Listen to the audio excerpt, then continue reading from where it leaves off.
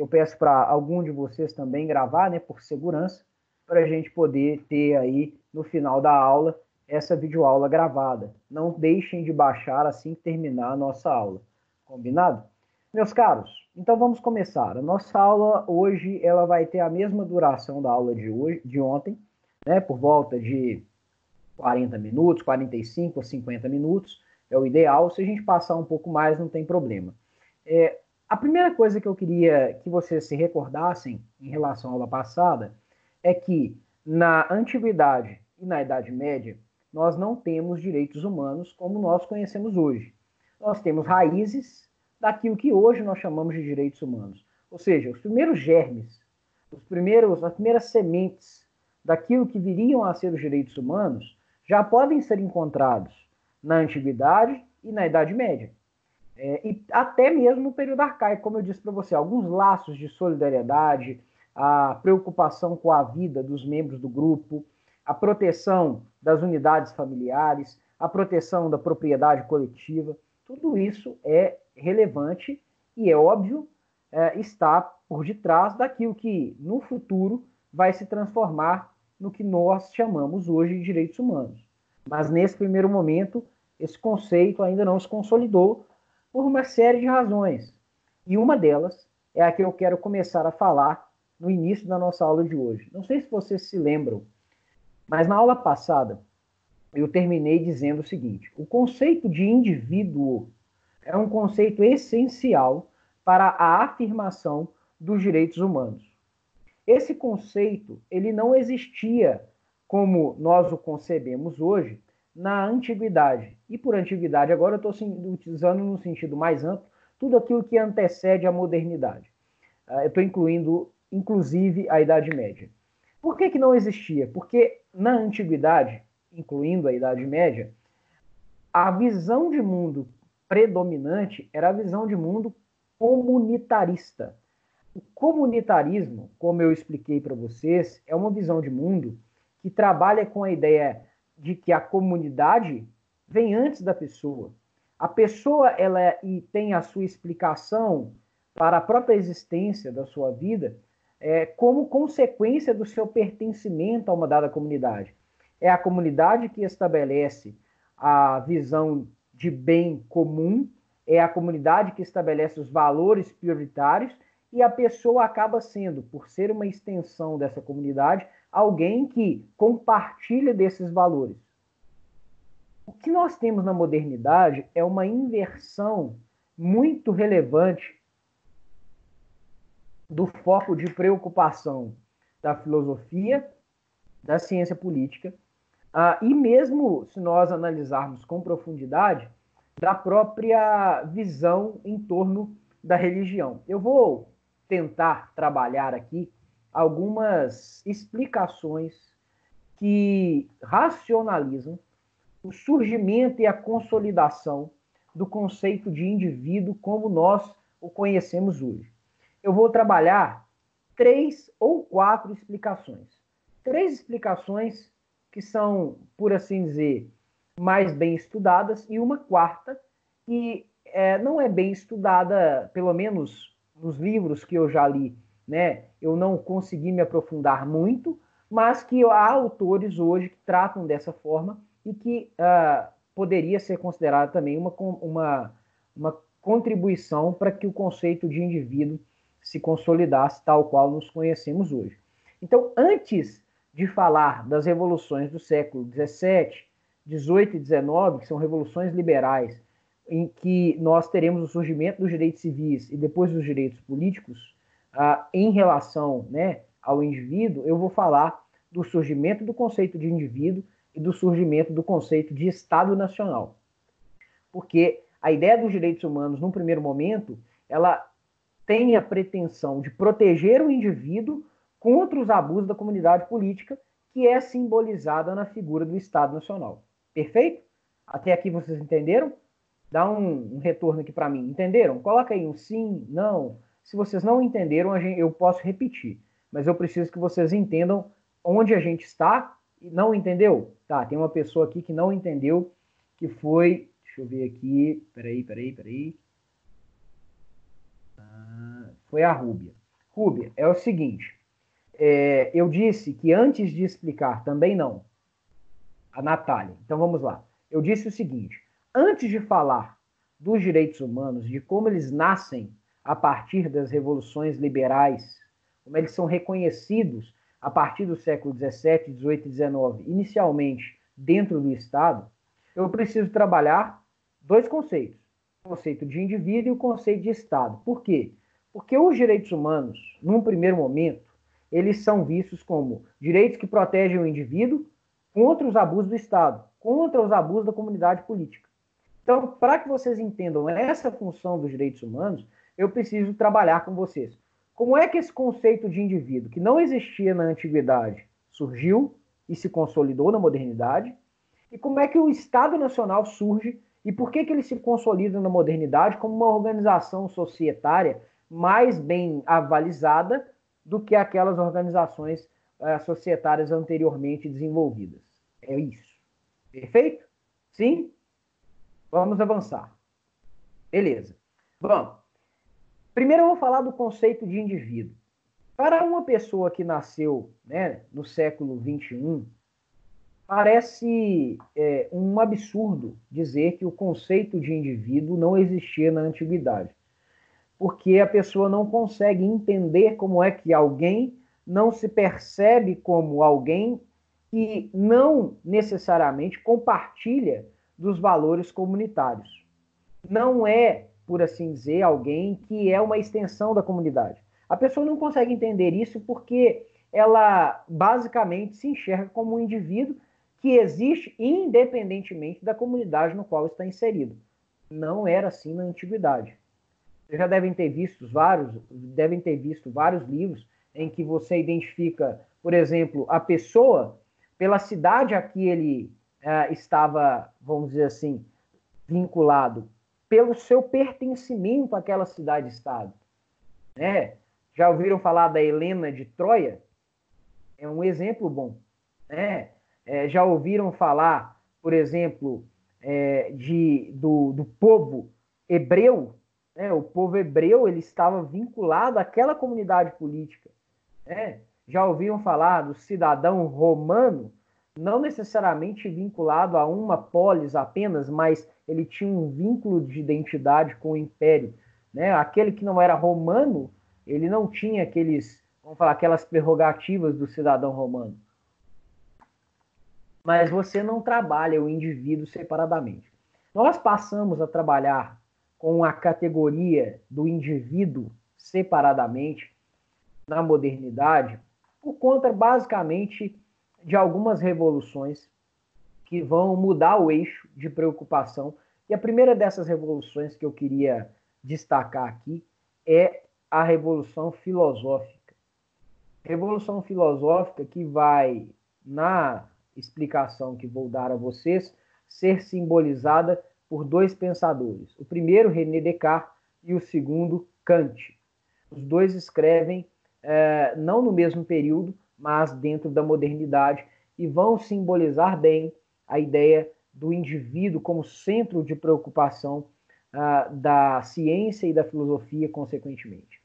René Descartes escreve um livro sobre método, discurso do método, e ele vai dizer que eu posso duvidar de tudo.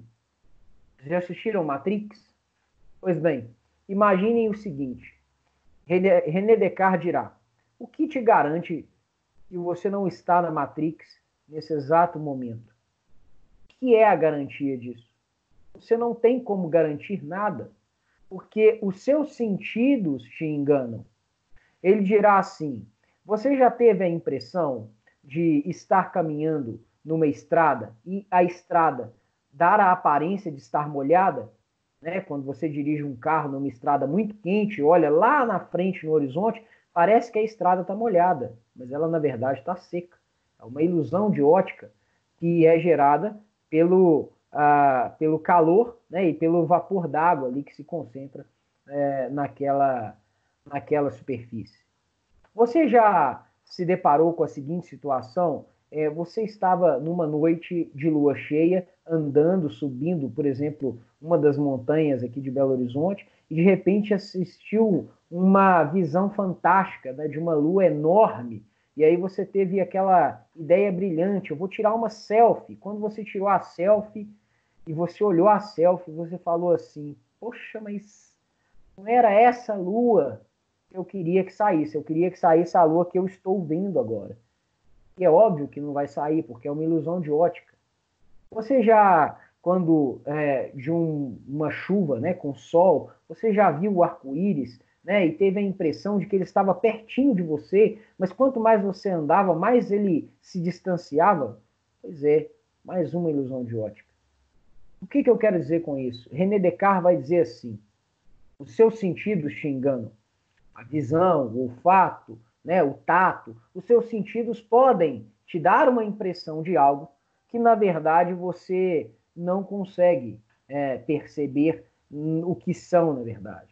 Então, se os seus sentidos te enganam, você pode duvidar de tudo. Tudo isso aqui que nós estamos vivendo agora, né, a pandemia do coronavírus, a aula por meio de vídeo, né, esse momento que vocês estão se deliciando, vamos dizer assim, né, com uma matéria tão fantástica como a matéria de direitos humanos, aí eu estou puxando sardinha para o meu lado, olha só, tudo isso pode não passar de um sonho.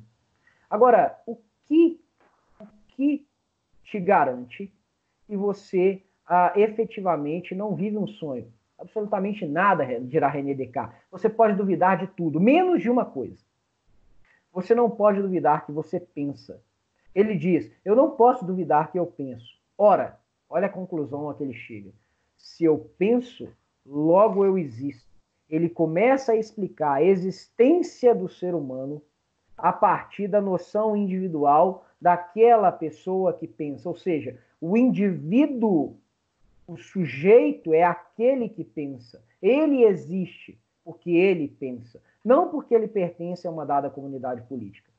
Esta é uma revolução incrível, porque a partir disso, toda a preocupação da filosofia vai passar a se concentrar na pergunta, que é uma pergunta central para a filosofia que nós chamamos de filosofia da consciência, que é uma pergunta simples. Como o indivíduo, como esse sujeito, compreende as coisas? Toda preocupação agora deixa de estar no mundo e passa a ser focada no indivíduo. E Kant, que é o segundo autor que eu vou mencionar aqui, ele tem o mérito de desenvolver na sua filosofia explicações para essa pergunta. E ele desenvolve uma abordagem que está preocupada tanto com a teoria quanto com a prática, no sentido de que ele desenvolve uma teoria pura e uma teoria pura prática que visa a guiar o ser humano, o indivíduo, nas suas ações cotidianas, a fim de que ele possa saber como agir moralmente. Então, Kant desenvolve a sua filosofia em torno do sujeito, do indivíduo. Primeiro desenvolvendo uma explicação na teoria, né, da razão pura, sobre como o indivíduo compreende as coisas. E na teoria da razão prática, sobre como esse indivíduo poderia agir moralmente. E o teste para saber se o indivíduo age moralmente, não sei se vocês vão se recordar da minha aula inicial, quando eu explicava a fundamentação moral e que eu falei de Kant, é um teste que parte do indivíduo, porque ele diz assim, o indivíduo sabe se a sua conduta é moral, se racionalmente ele considerar a seguinte pergunta: a sua conduta individual pode valer como uma lei universal? Esse é um teste, o teste que ele chama de imperativo categórico. Se puder valer como uma lei para todos, então esta conduta não é só uma conduta individual, mas ela é uma conduta individual moral, porque ela pode valer como uma regra para todos. Ela tem vamos falar assim, uma característica de universalidade. Pois bem, tanto Kant quanto René Descartes vão explicar as suas elucubrações filosóficas a partir da noção do indivíduo, algo essencial para a consolidação desse conceito. Essa é a primeira explicação do porquê de uma hora para outra, o indivíduo passa a ser o centro de preocupação da humanidade. Nós temos outros movimentos. O humanismo, por exemplo, vai centrar a sua preocupação no homem. O homem passa a ser o centro das coisas. Nós temos uma explicação interessante, inclusive na Reforma Protestante, que é uma espécie de revolução da religião, porque, pelo menos no Ocidente, ela vai cindir aquilo que antes era uma religião só, que é o cristianismo. Por que a revolução religiosa, mais especificamente a Reforma Protestante, contribui para a consolidação do conceito de indivíduo? Porque ela vai dizer basicamente o seguinte: o indivíduo é aquele que recebe a revelação. Ele não precisa estar em algum lugar para que alguém diga para ele o que é, afinal de contas, a verdade das Sagradas Escrituras. A revelação vem por ação do Espírito Santo para o indivíduo. A revelação, a graça é individual. Isso é revolucionário no aspecto que nos interessa aqui, porque é uma explicação que vê no indivíduo alguém que, obviamente, está inserido numa comunidade, mas cuja existência não necessariamente depende dessa comunidade. Não a comunidade política, por assim dizer. Perfeito? Há ainda outras explicações. Como eu disse, eu ia falar de pelo menos 4. Falei do humanismo, falei da revolução filosófica, falei da reforma protestante, vou falar de mais uma. Há ainda uma explicação que diz o seguinte: na verdade, o conceito de indivíduo ele vai sendo construído ao longo da história da humanidade a partir de eventos quase imperceptíveis. Como, por exemplo, um evento muito curioso: escutar música sozinho, orar sozinho, ou rezar sozinho, meditar sozinho. Isso dá ao indivíduo a compreensão de que ele existe, além ou para além da comunidade na qual ele está inserido. E olha que coisa interessante. Com a afirmação do conceito de indivíduo, vai ser possível, num segundo momento, que nós vamos estudar daqui a pouquinho, a consolidação de uma ideia que é a ideia de autonomia da vontade, que hoje nós chamamos de autonomia privada. E é a autonomia individual, é a liberdade que o indivíduo tem para estabelecer para si as próprias regras. Eu já expliquei para vocês que a ideia de autonomia em Kant não é essa. Porque Kant dirá: autônomo, aquele que é livre, é aquele que age moralmente. Ainda assim, me interessa aqui destacar o seguinte: para os modernos, a autonomia está relacionada com a individualidade, ou seja, com o indivíduo que pode exercer as suas liberdades. Já na antiguidade, a liberdade não era algo ligado à autonomia privada, até porque o conceito de indivíduo não estava consolidado. Vocês estão tirando foto e rindo de mim, né? Tudo bem, podem fazer isso, não tem problema não. Olha só, mas o que me interessa é que vocês entendam o seguinte: na antiguidade, a autonomia era autonomia pública, livre. Não era aquele que podia estabelecer as regras só para si. Livre era o cidadão que, por ser cidadão, podia participar da vida política da polis. O homem de uma certa idade, que tinha um vínculo com a polis, podia ir à arena pública discutir os assuntos da polis. Mulheres estavam fora, crianças estavam fora, jovens estavam fora, estrangeiros estavam fora. Esses não eram cidadãos, esses jamais eram livres. Livres era um homem que tinha um vínculo com a polis, por conta do seu vínculo de pertença com a polis, ele nasceu na polis, ele nutre para com a polis as mesmas pré-compreensões, ele compartilha dos valores que integram a noção de bem comum da polis, e por isso ele contribui com a polis, participando do debate público acerca das regras que vão reger a vida da polis. É o exercício da soberania popular. Vejam, liberdade para os antigos é uma coisa. É a possibilidade de participação na vida política da polis. Liberdade dos modernos já é a capacidade, ou melhor, a o atributo do indivíduo que cria para si as próprias regras, que pode, então, definir quais são as suas concepções de vida boa, e, a partir disso, desenvolver-se nas mais diversas dimensões da vida. Perceberam? Esse é o conceito de indivíduo. Agora, o conceito de Estado Nacional.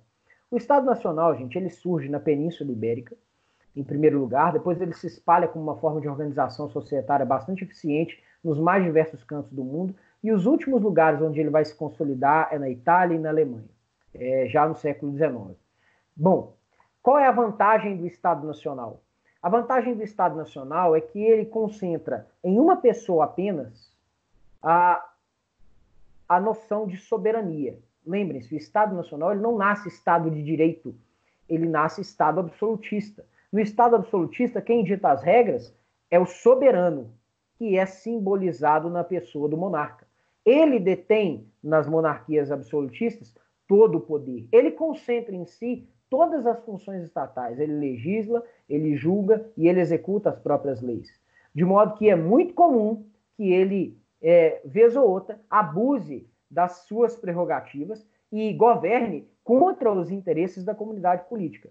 Mas há uma vantagem inclusive para a burguesia em relação a esse monarca. Porque, veja, se antes, na antiguidade, principalmente aqui me referindo à Idade Média, eu tinha diversos soberanos aos quais eu devia pagar tributos, aos quais, eventualmente, eu estava sujeito, porque eu me localizava sob a sua jurisdição.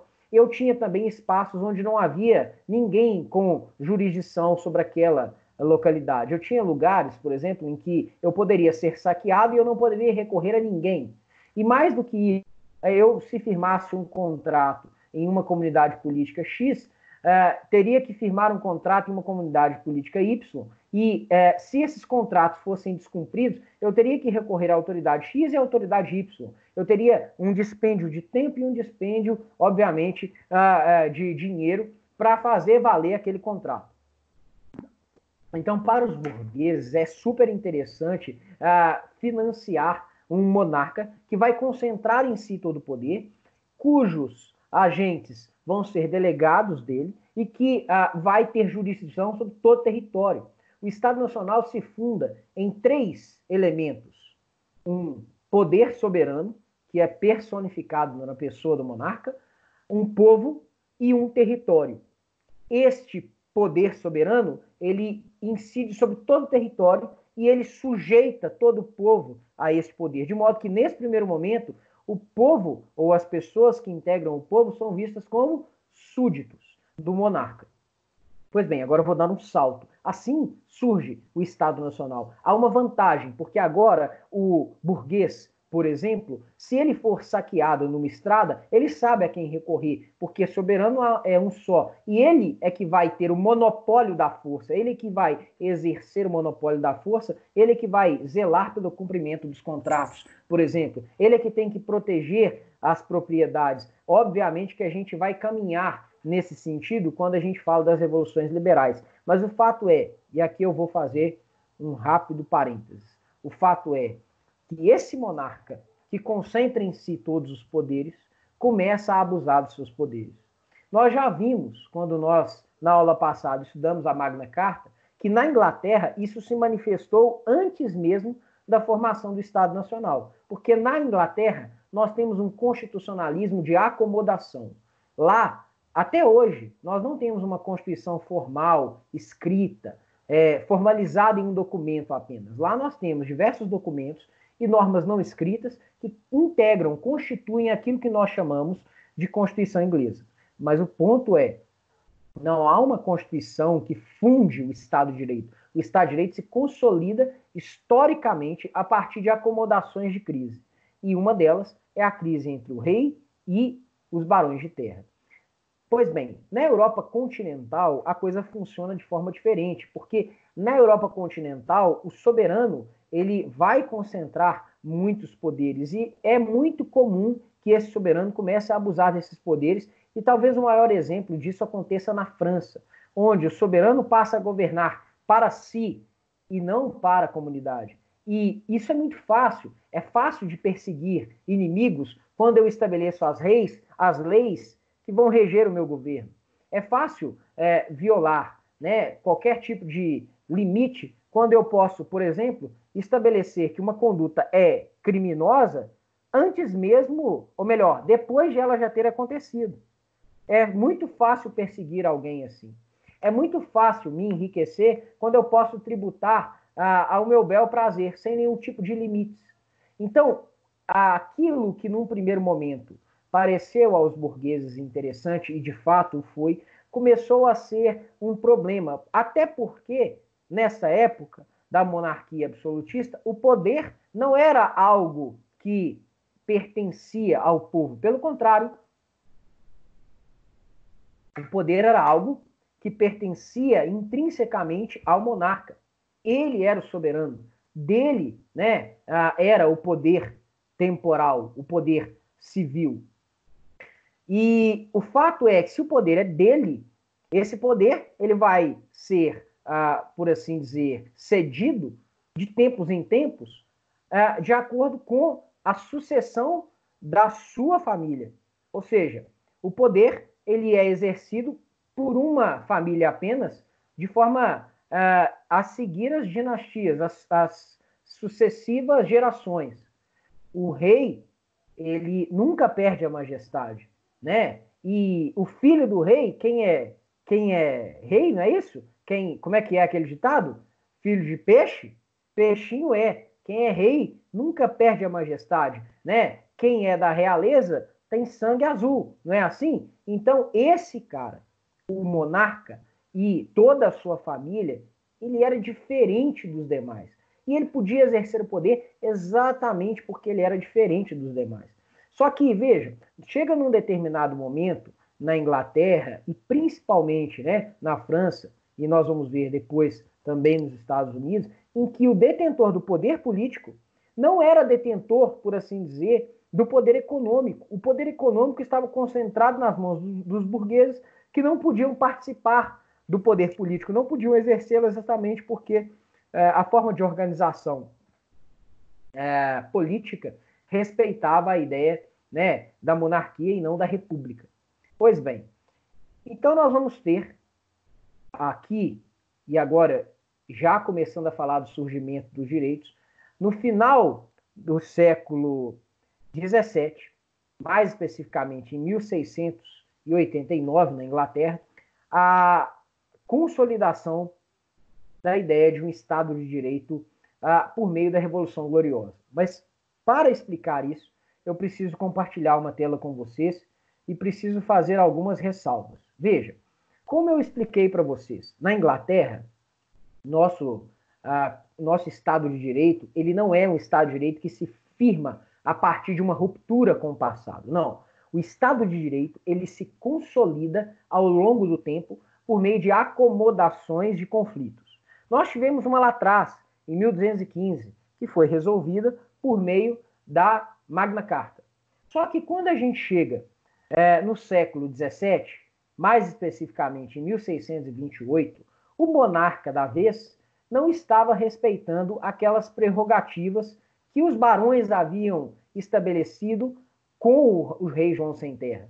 E nessa época, curiosamente, aquelas prerrogativas já não eram invocadas apenas em favor dos barões. Elas eram invocadas como prerrogativas de todo e qualquer inglês.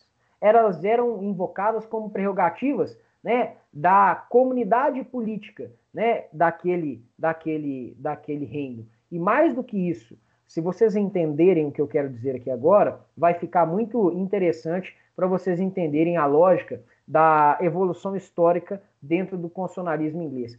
Mais do que leis que se aplicam ao reino, elas passaram a ser consideradas como direito comum, como common law, ou seja, como algo que deve ser respeitado por qualquer governante, porque é algo que foi estabelecido como base constitutiva daquela comunidade política. Pois bem, como o monarca da vez, né, no século XVII, em 1628, tinha se esquecido disso, um juiz de nome Edward Coke, esse aqui, ó, escreveu uma carta para ele. E essa carta era uma carta em que ele lembrava o monarca de que aquele reino ali, na Inglaterra, tinha que respeitar determinadas regras, tinha que respeitar determinadas prerrogativas, determinados direitos de todo e qualquer indivíduo que pertencesse àquele reino. E eram os direitos básicos que vão ser reafirmados mais na frente, em 1689, na Bill of Rights, na Declaração dos Direitos inglesa. Essa carta que o Edward Coke manda para o rei, ela é conhecida como Petição dos Direitos, ou em inglês, Petition of Rights, e ela é datada de 1628. É um documento importantíssimo para a afirmação dos direitos civis dos ingleses, ainda no século XVII. Depois, em 1679, quase, né, perto aí da Revolução Gloriosa, que acontece em 1689, nós teremos uma outra lei, um outro documento, que é o Habeas Corpus Act. Sabe o habeas corpus? O remédio heróico? Esse habeas corpus que existe na nossa Constituição e que existe em diversos lugares do mundo, uma ação constitucional, que alguns vão falar que é uma garantia constitucional para restabelecer a liberdade, todas as vezes que ela foi violada por meio de uma ação ilegal e abusiva, pois bem, ou for ameaçada por uma ação ilegal e abusiva, pois bem, esse habeas corpus nasce aonde? Nasce na Inglaterra. Alguns dirão, lá na Magna Carta, outros dirão, não, ele nasce com a lei do habeas corpus em 1679. Não é o que me interessa, mas o que me interessa aqui é saber que a lei do habeas corpus, também conhecida como Habeas Corpus Act, em 1679, é outro documento importante para a afirmação dos direitos humanos, ainda dentro de um Estado, né? Ainda dentro do reino inglês. Finalmente, ainda na Inglaterra, nós temos a Bill of Rights, ou Declaração de Direitos, é a mesma coisa. Bill of Rights é Declaração de Direitos, que vai ser um documento que vai enunciar diversos direitos dos ingleses após a Revolução Gloriosa. Esses direitos englobam diversas prerrogativas que estavam lá atrás na Magna Carta. Legalidade como um princípio básico, né? Aquela ideia, né, de que todos são iguais perante a lei, que é o princípio da isonomia formal, né, o princípio da igualdade formal.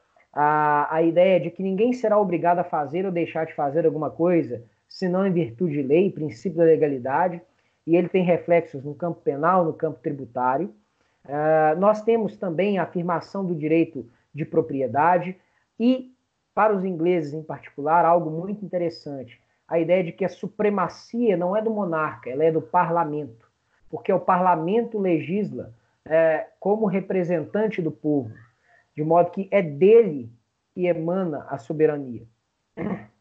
Mais do que isso, nós temos também consolidado na Inglaterra a ideia de um devido processo legal, né? Um processo, para ser respeitado, tem que respeitar determinadas regras. Eu tenho que, por exemplo, respeitar que só será válido um processo que tenha como juiz o juiz competente para aquela causa. Só será válido o processo que respeite o contraditório e a ampla defesa. Alguém que possa ser acusado, mas também se defender. E se defender por todos os meios em direito admitidos. Tudo isso está previsto na Declaração dos Direitos Inglesa e tudo isso vai ser, por assim afirmar, uma clara manifestação daquilo que hoje nós chamamos de direitos humanos, mas ainda dentro do Estado. Essa terminologia, human rights, ela ainda não vai surgir nessa época. Eles vão chamar esses direitos de liberdades, de basic rights.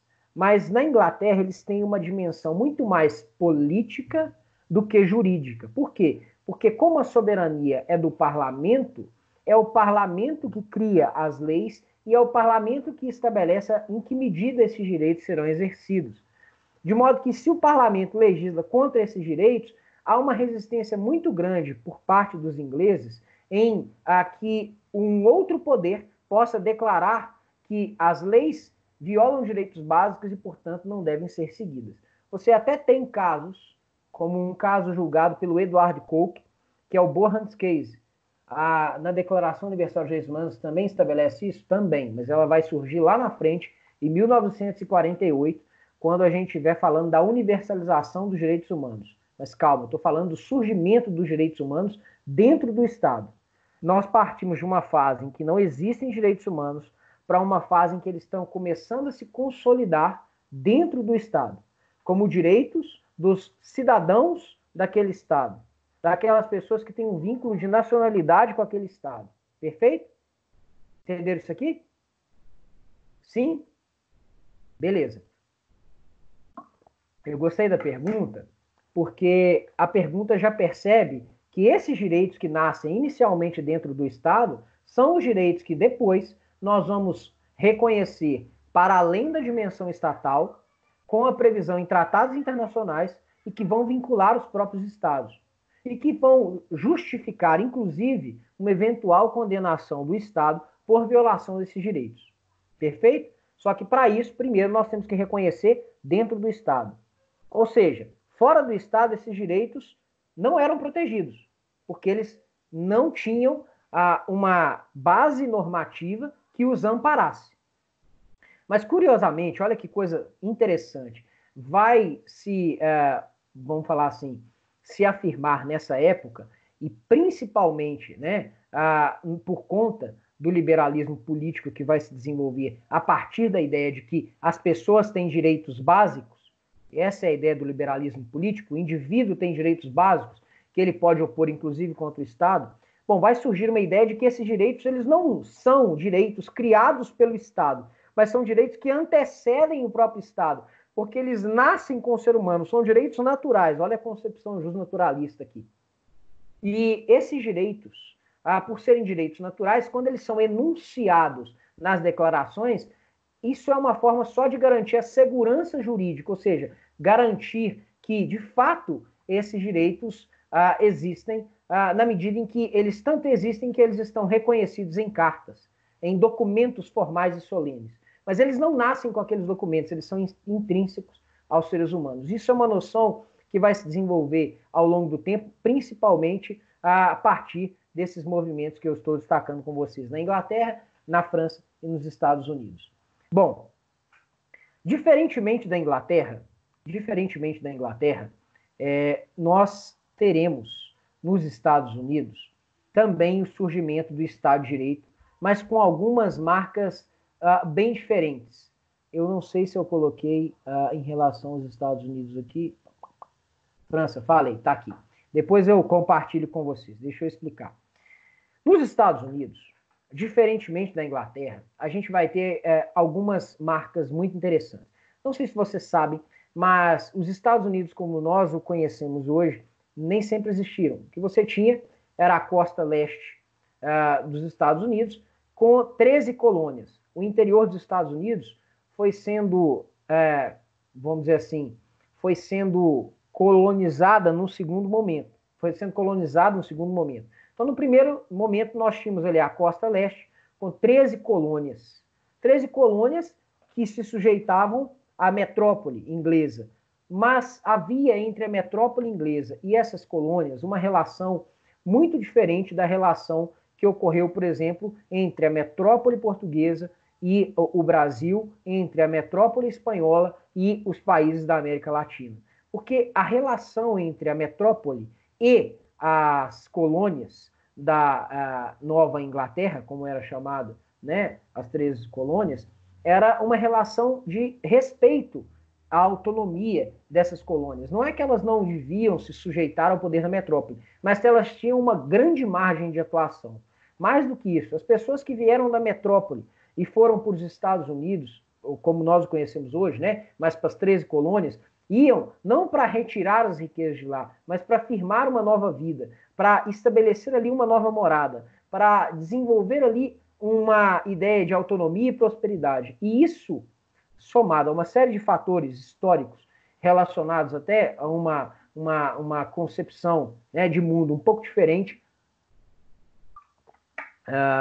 ligada, por exemplo, ao puritanismo, ao protestantismo, mais relacionado com essa visão de mundo, fez com que as 13 colônias se desenvolvessem e, a partir do momento em que a Inglaterra, no século XIX, começou, por enfrentar uma crise econômica, a buscar nas colônias uma solução para os seus problemas, com o aumento dos tributos e com uma ingerência maior nos assuntos que eram anteriormente delegados às colônias, houve uma insatisfação muito grande por parte dos colonos, a ponto de eles resolverem revolucionar aquele estado de coisas e declarar independência em relação à metrópole. Obviamente, a Guerra de Independência é uma revolução e isso culminou na independência das 13 colônias, que passaram a ser, naquele momento, 13 estados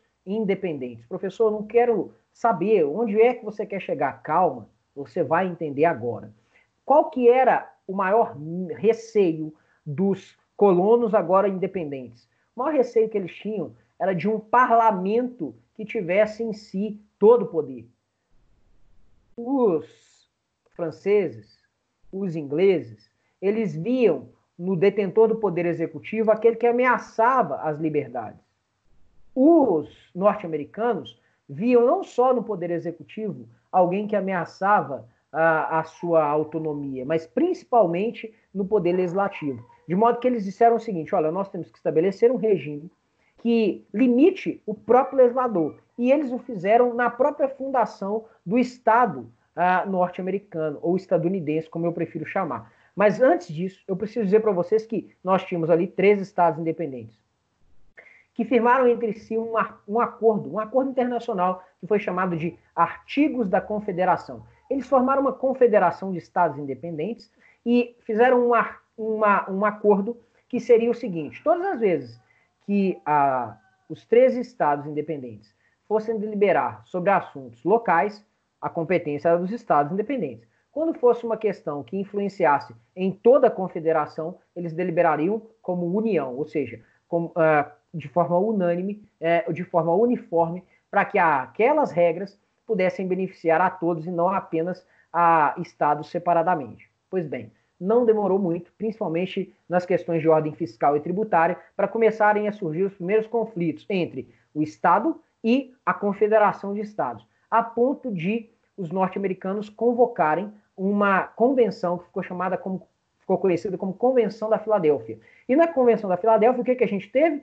A gente teve um golpe de Estado. Olha que coisa curiosa. É um golpe de Estado? Os norte-americanos não chamam assim, né? Os estadunidenses dizem: não, nós tivemos o ato fundacional do Estado, né, que nós temos hoje, que é o Estado Federal norte-americano, né, os Estados Unidos da América. Mas, na verdade, foi um golpe de Estado. Por quê? Porque a Convenção da Filadélfia, que se realizou em 1787, perdão. A Declaração dos Estados Unidos acontece em 1776 e a Convenção da Filadélfia é um evento de 1787. Então, a Convenção da Filadélfia ela tinha sido convocada para que os estados independentes reformassem os artigos da Confederação. E lá, naquele momento, reunidos os representantes dos estados, o Abraham Lincoln teve a brilhante ideia de falar: olha, esse negócio de confederação de estados não está dando muito certo. Nós vamos fazer o seguinte: nós vamos fundar uma nova ordem, né, estatal, uma nova ordem de organização política. Nós vamos estabelecer aqui um Estado federal. Os estados antes independentes vão abrir mão da sua independência, da sua soberania, vão continuar sendo autônomos, mas estarão sujeitos à Constituição Federal. E a soma dos estados vai ser chamada de União, que também vai ser um ente da federação. Agora, a norma central do nosso Estado é a Constituição Federal. Ela estabelece as competências da União e o que sobra é competência dos Estados-membros. E para que os Estados, antes independentes, ratificassem essa Constituição, eles impuseram uma condição. E é esse o momento que eu queria destacar da minha aula. Eles impuseram que fossem acrescidas à Constituição, uma Constituição bem pequena nos Estados Unidos, né, de acho que 7 artigos, não se enganem, não é isso apenas a Constituição norte-americana. Eu vou falar daqui a pouquinho porque que não é só isso, tá?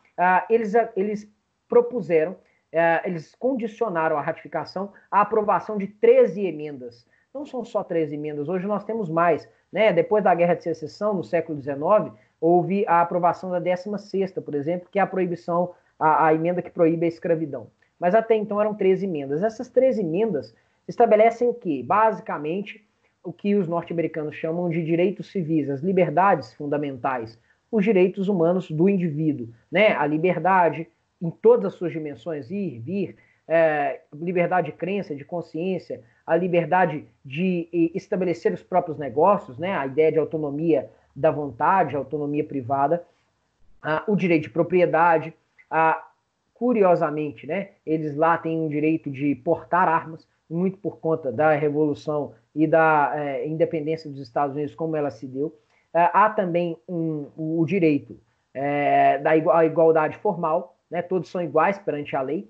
Esse é um rompimento interessante que eu vou falar daqui a pouquinho, porque, vejam, não tem mais essa de monarca, né? Quem é rei nunca perde majestade. Agora todos são iguais perante a lei. Isso é uma revolução incrível, porque se antes alguém que nascia na monarquia, na realeza, era melhor do que eu, porque tinha sangue azul, agora ninguém mais tem sangue azul. Todo mundo é igual perante a lei. Perante a lei no sentido formal. E mais do que isso, né? A Constituição norte-americana vai nessas liberdades, nesses direitos, dizer o seguinte: esses direitos são a base da Constituição. O devido processo legal também é um direito reconhecido, a ampla defesa, o contraditório, tudo isso vai estar presente na Bill of Rights, na Declaração dos Direitos norte-americana, que é, por assim dizer, simbolizado pelas 13 emendas à Constituição. Pois bem, entendam, o que eu quero dizer é o seguinte: diferentemente da Inglaterra, nos Estados Unidos nós temos uma norma formal, solene, que nós chamamos de Constituição e que tem em si 13 emendas que enunciam os direitos dos norte-americanos. Não são direitos que nascem com o Estado, porque a concepção naturalista aqui é muito forte, né? São direitos que, dirão, antecedem o próprio Estado, a vida, né? As liberdades, isso antecede o próprio Estado, de modo que o Estado tem que respeitar esses direitos, porque se ele intervém, ele viola esses direitos. Então, eles são limites que protegem o indivíduo contra os abusos do Estado. Mas protegem o indivíduo contra os abusos do Estado em que medida?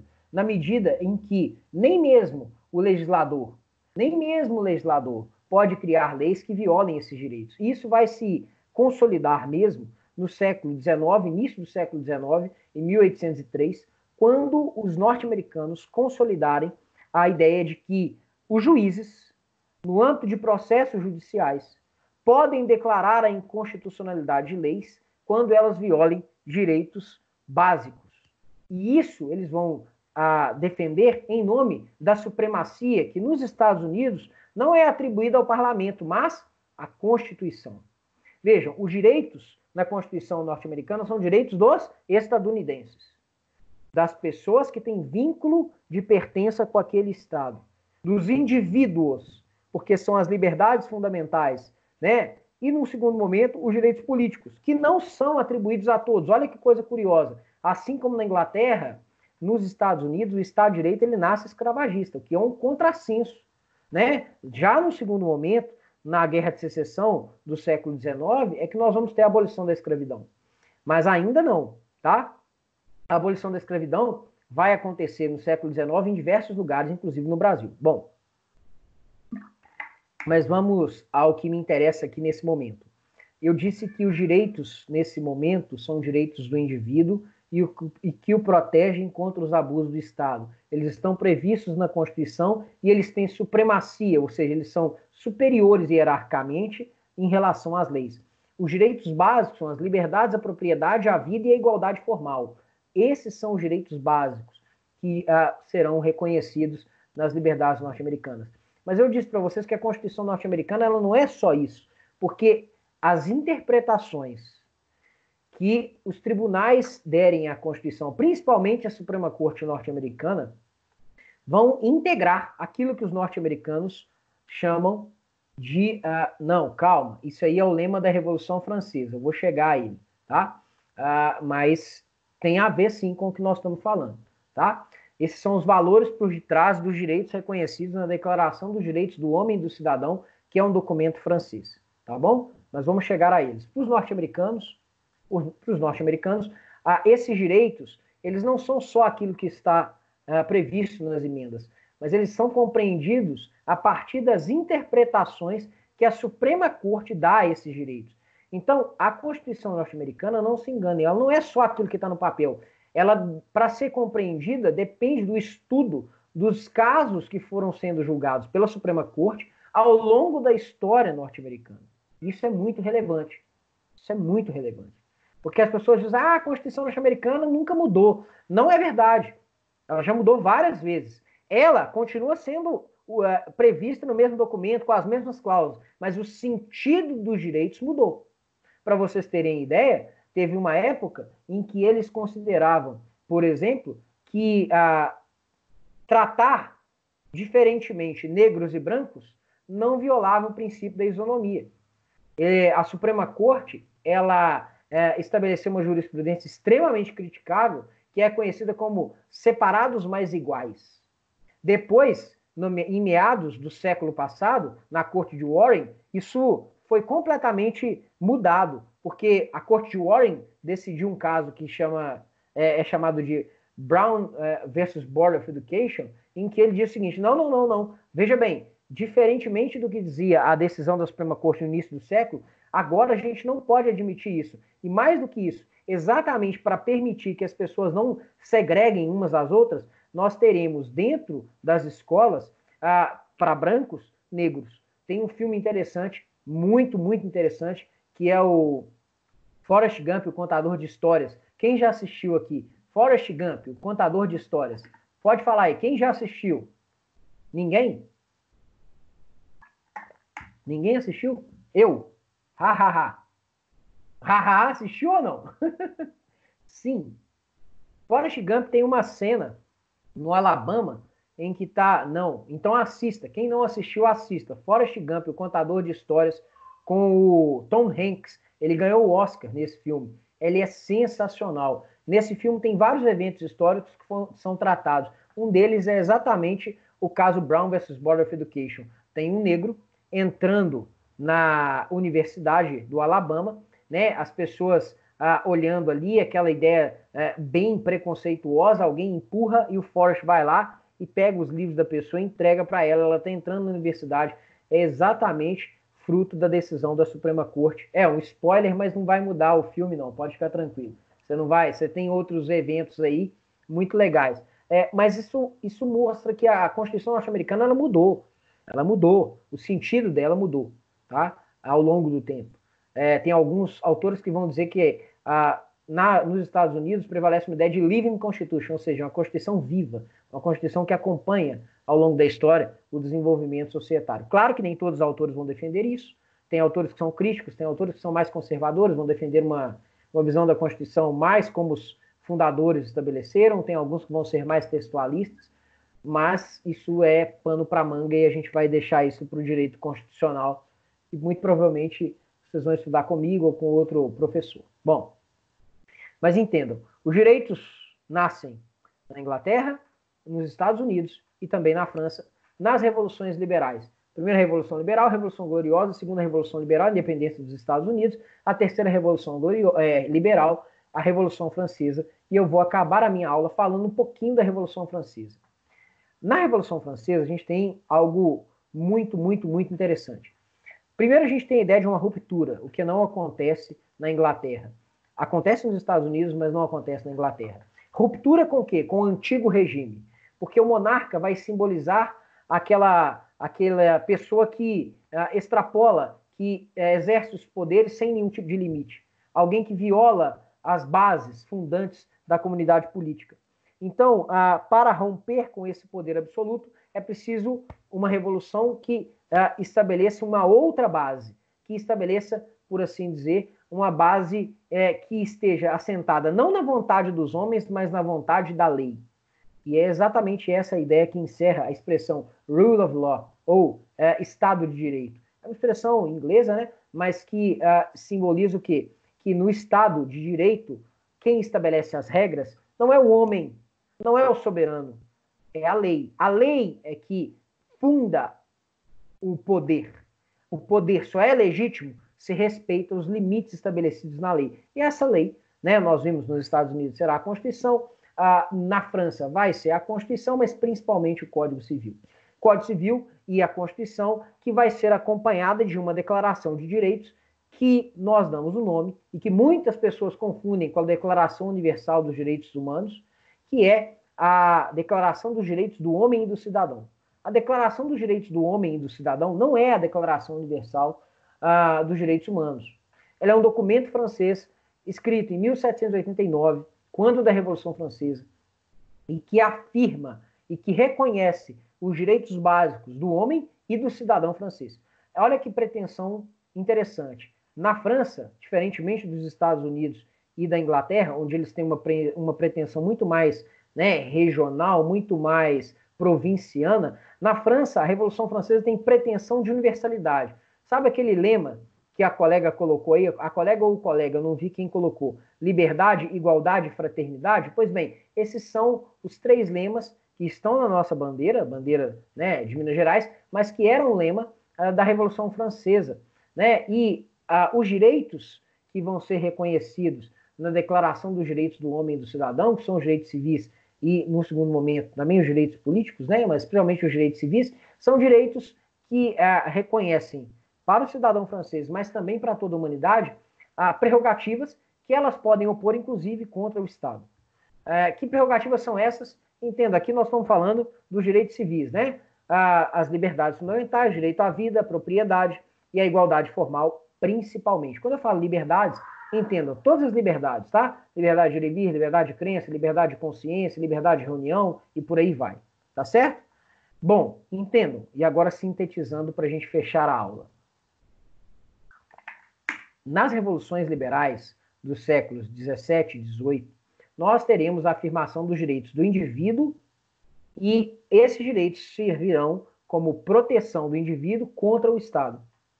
Proteção do indivíduo contra o Estado por quê? Porque eles vão preservar a esfera individual contra interferências da comunidade política.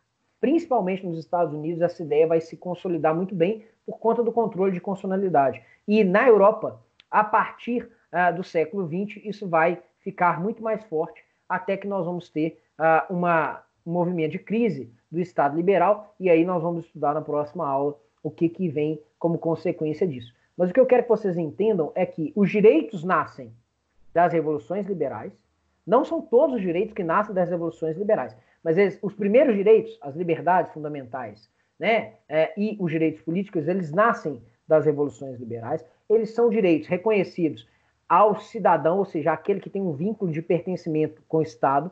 Mais do que isso, não é um direito de todos, porque nesse momento, por exemplo, o homem e o cidadão, o we, the people, da Constituição norte-americana, não engloba todo mundo.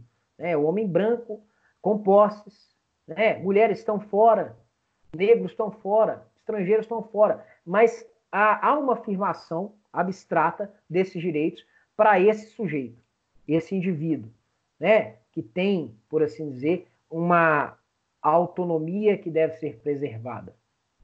E, para concluir, esses direitos liberais, eles nascem como barreiras contra o Estado. Por quê? Porque até então, quem violava os direitos? O Estado. Então, esses direitos vêm para proteger o indivíduo. No seguinte sentido, vou dar o exemplo do direito de liberdade de expressão e do direito de propriedade para vocês entenderem o que eu quero dizer. Antes, no Estado absolutista, você não podia criticar o monarca, porque o monarca era, de acordo com algumas compreensões, inclusive, né, dentro da filosofia política, quase que uma divindade. O poder do monarca era uma extensão da própria ideia, né, de um poder divino. Muitos vão dizer isso. Né? Os conceitos do Estado do Estado moderno, né, do pensamento político moderno, vão beber na teologia, soberania, entre outros. Bom, isso não me interessa agora. O que me interessa é dizer o seguinte: esse monarca, ele muito frequentemente abusava do poder. Ele podia, por exemplo, tomar a propriedade das pessoas, ele não podia ser criticado.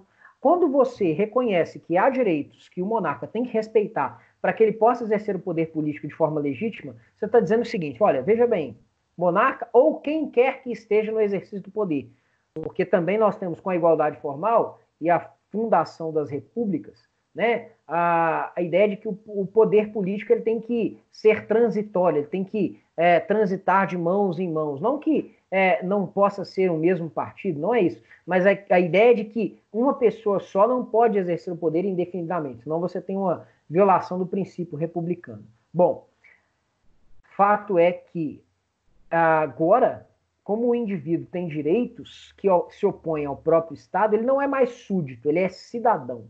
E cidadão no sentido de que ele é titular de direitos.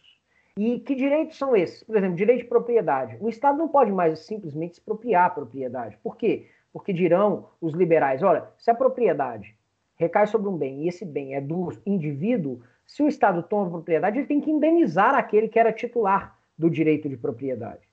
A liberdade de expressão. Eu posso expressar a minha opinião. Ela pode ser manifesta, ainda que ela incomode o detentor do poder. Os homens nascem e permanecem livres e iguais em direitos. Isso é uma afirmação da Declaração dos Direitos do Homem e do Cidadão. É a ideia de direitos naturais, né? Vocês vão ver daqui a pouquinho não, na próxima aula, que não é bem assim, né? Isso aí é uma afirmação abstrata. E eu vou deixar isso para a próxima aula. Mas eu quero aqui consolidar a ideia do Estado liberal. Veja, eu posso exercer a minha liberdade, eu posso exercer a minha autonomia, e o Estado tem uma função apenas. Olha só a ideia do Estado mínimo sendo construída no Estado liberal. Olha só, o Estado tem que garantir a segurança das pessoas, o cumprimento dos contratos e só. O resto ele deixa as pessoas buscarem a sua própria felicidade. Porque aí, nesse contexto, né, com o Estado que garante a segurança, a propriedade privada e principalmente o cumprimento dos contratos, as pessoas vão, a partir, né, de uma noção de mérito, alcançar a prosperidade. Aquelas que forem melhores vão alcançar mais prosperidade que outras. Isso é um ideal libertário, um ideal liberal.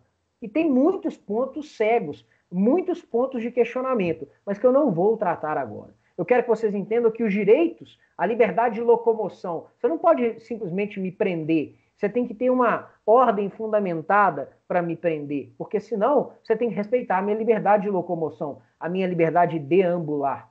Vejam, os direitos são muros que protegem o indivíduo contra os abusos do detentor do poder. E mais do que isso, a Constituição estabelece as bases dentro das quais o poder vai ser exercido. Só para finalizar, a ideia de Estado de Direito, portanto, se consolida em duas bases. Primeiro, o reconhecimento de direitos em favor do indivíduo, que são opostos contra o próprio Estado, e, em segundo lugar, a separação dos poderes. Porque antes, o monarca concentrava em si todas as funções. Agora não. Agora nós temos funções distintas atribuídas a poderes distintos. Poderes esses que são independentes, mas que devem atuar de forma harmônica. E um controla o exercício do outro. Essa é uma ideia dos norte-americanos, né? Dos checks and balances. Um poder controla os abusos do outro, um poder controla o exercício do outro. Então, toda vez que vocês se atentarem com um discurso que pretende suprimir os direitos e concentrar em si todo o poder, tomem cuidado, porque isso é a base do abuso do poder, isso é a negação daquilo que o Estado de Direito nos legou e aquilo que os liberais construíram com muita dificuldade, primeiramente, né, para garantir as suas prerrogativas, mas num segundo momento ampliado para todos nós. O que nós vamos estudar na próxima aula, e aqui eu encerro a aula de hoje, é como o Estado liberal de direito entra em crise, por que ele entra em crise, quais são os direitos que nascem a partir da crise do Estado liberal, por que eles nascem e como é que eles estão interconectados com essas liberdades. Como é que eu não posso pensar as liberdades sem pensar esses direitos? Tema da semana que vem, na segunda-feira. Combinado, pessoal? Alguma dúvida? Muita coisa, né? Eu vou depois mandar um material para vocês. O André de Carvalho Ramos tem isso tudo lá. Eu espero que vocês estejam gostando.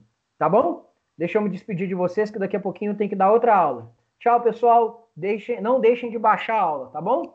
Daqui a pouquinho ela vai aparecer aí para vocês. Tchau.